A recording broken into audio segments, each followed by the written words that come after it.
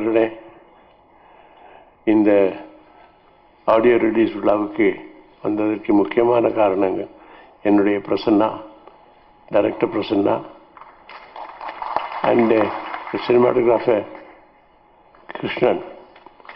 காரணம், இந்த 2 இளைஞர்களுமே என்னுடைய மாணவர்கள். அதற்கு மேல் இதில் நடித்திருக்கும் பிரசன்னா எனக்கு ரொம்பவும் பிடித்த ஒரு நடிகர்.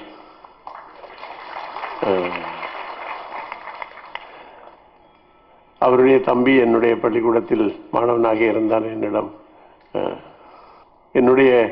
நான் எடுத்த ஒரு படத்தை பார்த்துவிட்டு பிரசன்னாவை வைத்து பண்ண வேண்டும், இந்த படத்தை தமிழில் பண்ண வேண்டும் என்று ஆசைப்பட்ட பொழுது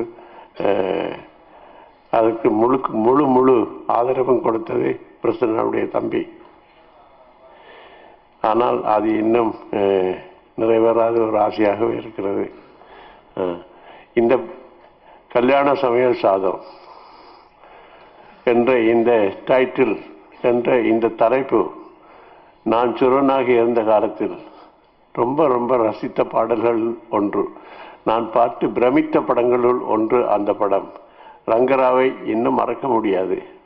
அந்த பாடல் காட்சியை அதில் அந்த இயக்குனர் எடுத்திருந்த விதமும், என்னுடைய ஆஸ்தான ஒளிப்பதிவாளர் என்று நான் வணங்கும் மார்க்கஸ் பாட்லே அதை ஒளிப்பதிவு செய்திருந்த விதமும் இன்னும் மறக்க முடியாத அனுபவங்களாக இருக்கின்றன.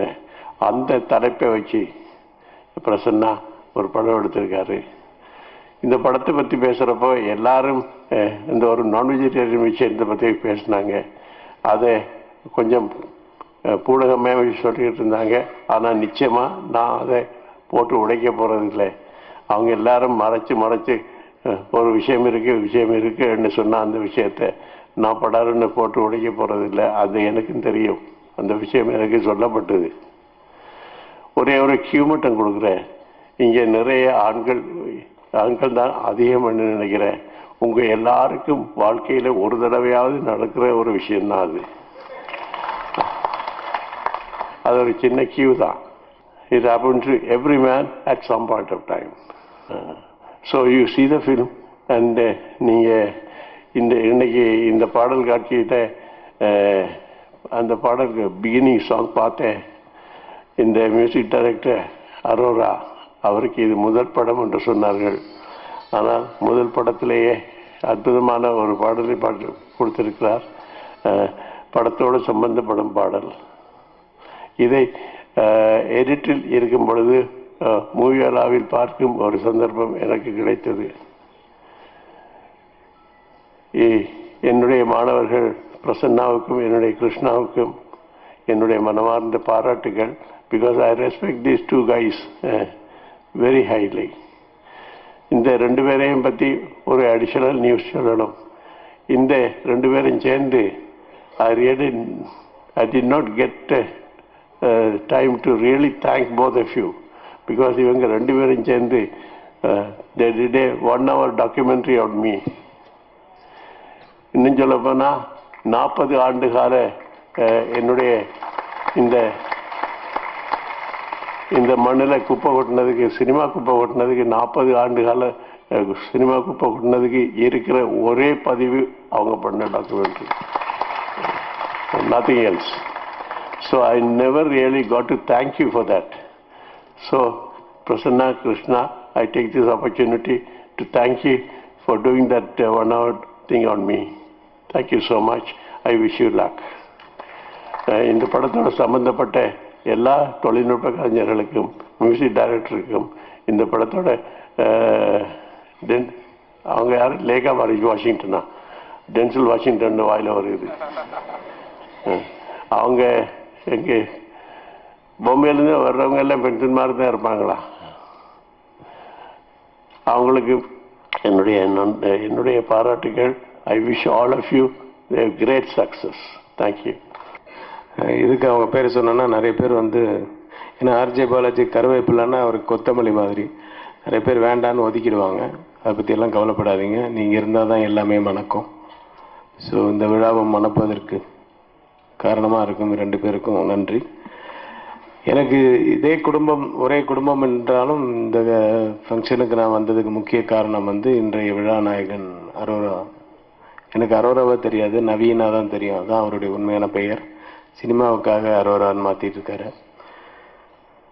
நவீன் எந்த வயசுலேருந்து தெரியும்னா, அவர் ஆல்மோஸ்ட் அவர் பிறந்ததுலேருந்தே தெரியும்.